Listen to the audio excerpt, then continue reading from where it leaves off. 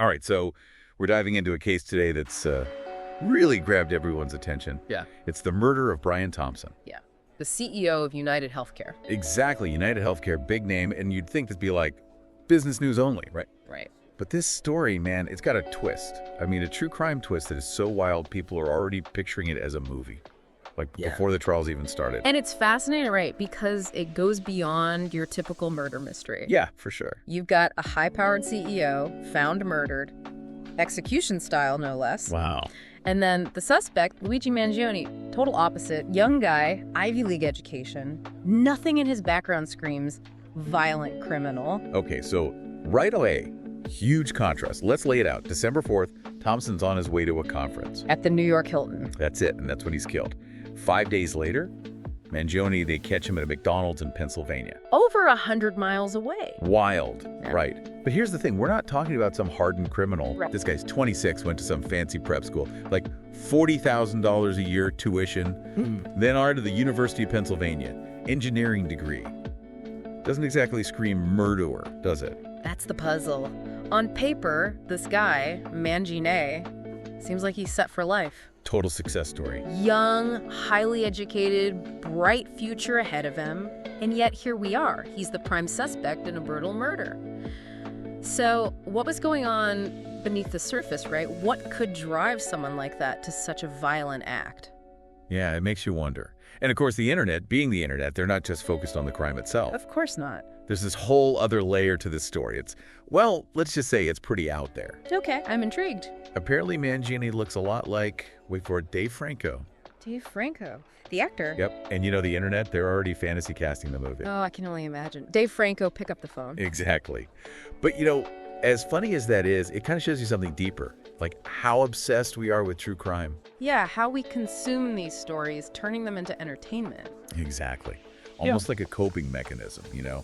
Instead of facing the horror of a murder, we're joking about who should play the killer. It's like we're trying to distance ourselves from the reality of it all, turning tragedy into a Hollywood spectacle. Right. And everyone's like, oh, Ryan Murphy's going to make this into a series, you know, like he did with O.J., Versace, Dahmer. Yeah, is this case Murphy-esque enough? That seems to be the question. It makes you think, though, right? Is this just us being desensitized? Yeah. Are we so used to seeing violence on screen that we can't even process the real thing anymore? That's a good question. Are we losing our ability to empathize with the victims, with the real people affected by these tragedies? Because it's all so polished, you know? Like those true crime docs, everything's wrapped up neatly with a bow by the end. Yeah, and real life isn't like that. Not at all. There's a real victim here, a family grieving, a community shaken by this. It's not a movie set. Right, and that's what gets lost in the online frenzy, the human cost of these crimes. So yeah, the Dave Franco jokes, I get it, it's funny, but it's a good reminder to step back, look at the bigger picture. But let's put the casting aside for now and get back to the facts. We've got this picture of Mangione, seemingly successful young man, but there are hints of something darker there. Right, and that's where the manifesto comes in. Reports say he was found with a gun, a silencer, and this manifesto. Oh, wow. And it apparently expresses his anger towards the entire healthcare system. Interesting. So not just like some random rant, but something more thought out, right? Yeah, it's described as a carefully crafted document, outlining his grievances, his motivations, the whole thing. Yeah, this is where it gets really interesting for me. The sources we have, they don't actually say what's in the manifesto. Oh, really? So what exactly did he write? What about the healthcare system made him this angry? Was it something personal, or was he like ideologically opposed to the whole system? That's the big question, isn't it? The manifesto could be the key to understanding why he did this. Exactly. Was this some calculated attack on healthcare itself, or was it something else completely? And how does his background factor in? He came from privilege, benefited from the very system he's supposedly against. It's a puzzle. Total paradox. Yeah. Right. Did that privilege somehow make him more disillusioned? Or was there something else, something deeper, that pushed him to this? So many layers to unpack here. And then there's this anti-capitalist label being thrown around. We know the manifesto touches on this, but without the specifics, it's hard to say how central that was to his motive. Right. It's tempting to jump to conclusions, fit this into narratives about class warfare, social unrest, all that. Yeah, totally. But I think we got to resist that urge. Let's not reduce Mangione to a caricature. This is a complex individual. And understanding what he did requires a deeper dive. Absolutely. We got to look at the nuances. So we've got this puzzle, lots of missing pieces. But one thing's for sure, this case is way more than a simple murder. It's about privilege, disillusionment, and how darkness can exist in the most unexpected places. And, it feels like this story is hitting a nerve, tapping into some real anxieties that people are feeling. Yeah, big time. Like we're living in a time where everything feels uncertain, right? Yeah. People are angry. They're looking for someone to blame. Exactly. And the systems in place, the powers that be, they're an easy target. Yeah, you see it everywhere, right? Yeah. Cost of living going up, the gap between the rich and everyone else, it's getting wider.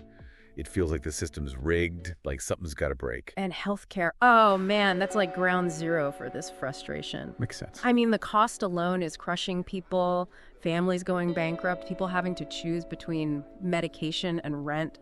It's a nightmare. It's enough to push people over the edge, that's for sure. And if Mangione's manifesto really is focused on healthcare, like they're saying, it could speak to a lot of people, people who feel that same rage, that same sense of being trapped. Absolutely. It could become a rallying cry, a symbol for anyone who feels like the system's failed them. And that's where it gets even more complicated, right? If this case becomes about more than just one murder. Right. If it becomes a symbol for all that anger and frustration, it'll be almost impossible to separate the facts from the emotions. It'll be a lightning rod, for sure. It won't be about Thompson or Mangione anymore. It'll be about healthcare, about inequality, about everything people are feeling right now. Exactly. And that's why I think we got to be so careful here. We can't jump to conclusions, can't label Mangione as this or that based on incomplete information. We've got to look at the whole picture. We've got to resist the urge to oversimplify things. It's tempting, but it doesn't help anyone understand what really happened. It makes you think about how this will all play out in court. Like if they use the manifesto as evidence, how will it be interpreted? Will it be seen as like a legitimate explanation for his actions?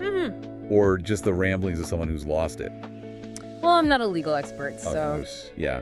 But it does bring up those bigger questions, right? About how we as a society think about mental health, especially when it intersects with the legal system. Yeah, absolutely. Like, how do we draw the line between extremism and actual mental illness? That's a tough one. It is. And how do we make sure people who need help actually get it, instead of being punished for something that might be beyond their control? Huge questions. And not just for this case, but for all of us, right? How we treat those who are struggling, who are different, says a lot about who we are. Couldn't agree more. And it's something to keep in mind as this case unfolds. It's easy to get swept up in the drama, the speculation, the need for a clear-cut answer. Yeah. But the truth is often messy. There might not be easy answers here. Makes you think back to that whole Dave Franco thing, right? How people were focusing on the celebrity angle. It's almost like a distraction from the real issues, the stuff that's actually unsettling. Yeah, like we're trying to soften the blow somehow. Dave Franco playing a murderer. Okay, we can handle that. We've seen it in movies.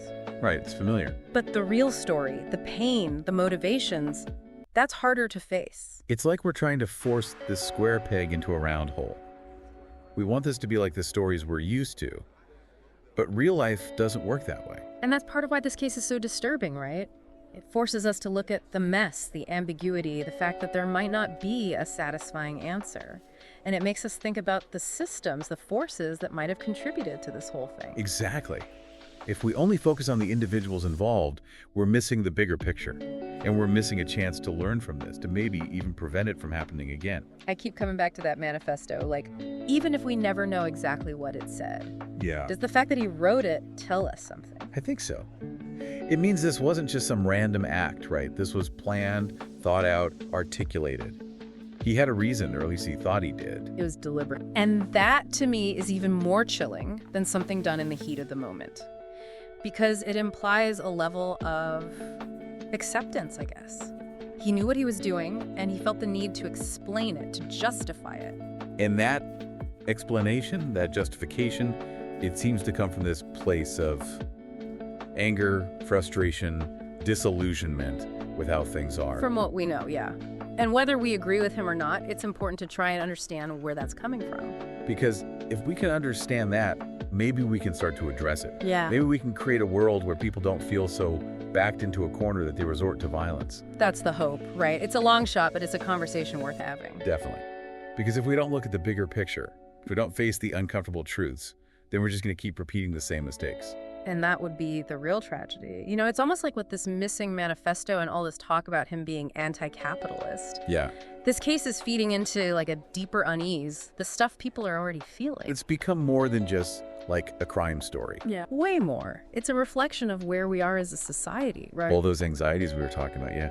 People are looking for someone to blame for how tough things are. Someone or something.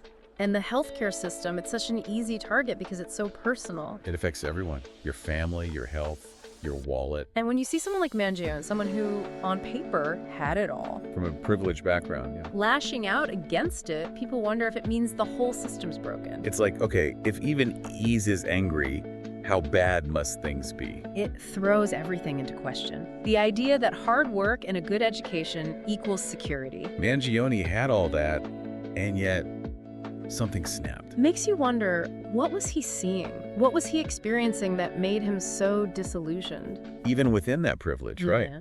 Was there something specific? Or is it more like this fundamental mismatch between what he expected life to be and what it actually was? Yeah, I mean, we can speculate all day, Yeah. but until those manifesto details come out, If they ever do. we're just filling in the blanks. Exactly, and we got to be careful about that. It's easy to project our own anxieties onto this story. But we can look at this as an opportunity, right? To talk about those anxieties as stuff that's bubbling under the surface in our culture. Absolutely. This case highlights how important it is to go beyond just the what happened. So the why? To the why, exactly. What pushes someone to this point?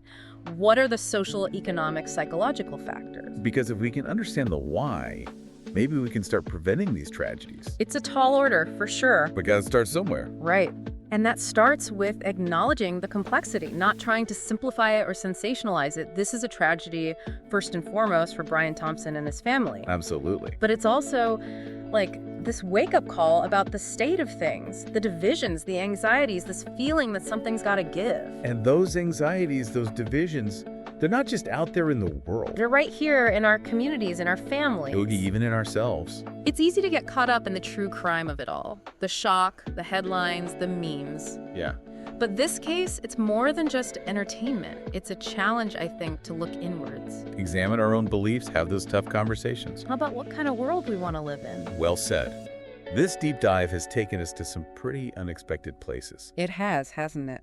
What started with a murder led us to healthcare, societal anxieties, privilege, even how we consume true crime itself.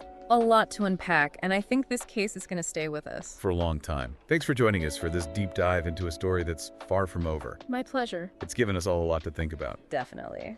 And it reminds us that sometimes the most important answers come from asking the right questions. Until next time, stay Yeah. curious, stay critical, and thanks for listening.